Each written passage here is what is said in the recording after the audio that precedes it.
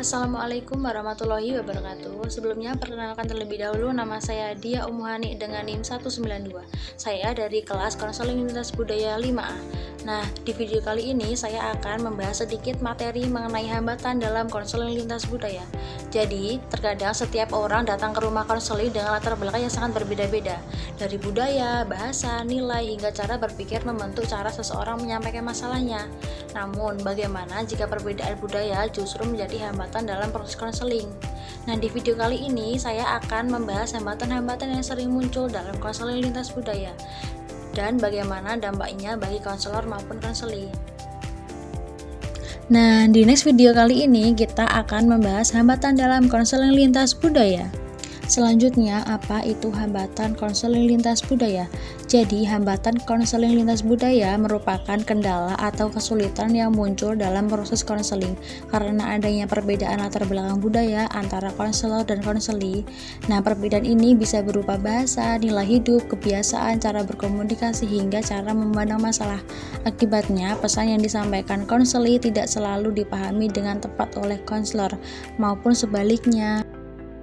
Selanjutnya, mengapa hambatan dalam konseling lintas budaya itu bisa muncul? Nah, hambatan dalam konseling lintas budaya itu bisa muncul karena konselor dan konseli berasal dari latar belakang budaya yang berbeda. Nah, perbedaan ini tuh mempengaruhi cara berpikir, berkomunikasi, mengekspresikan emosi, hingga cara memandang masalah dan solusi. Bentuk-bentuk apa saja yang biasa menjadi hambatan yang sering muncul, yaitu yang pertama adalah stereotip, perbedaan bahasa, gaya komunikasi, dan kurangnya pengetahuan budaya. Adapun cara mengatasi hambatan tersebut yaitu konselor belajar tentang budaya klien, gunakan bahasa yang sederhana, bahasa yang mudah dipahami, dan bangun rasa percaya antara konselor dan konselinya.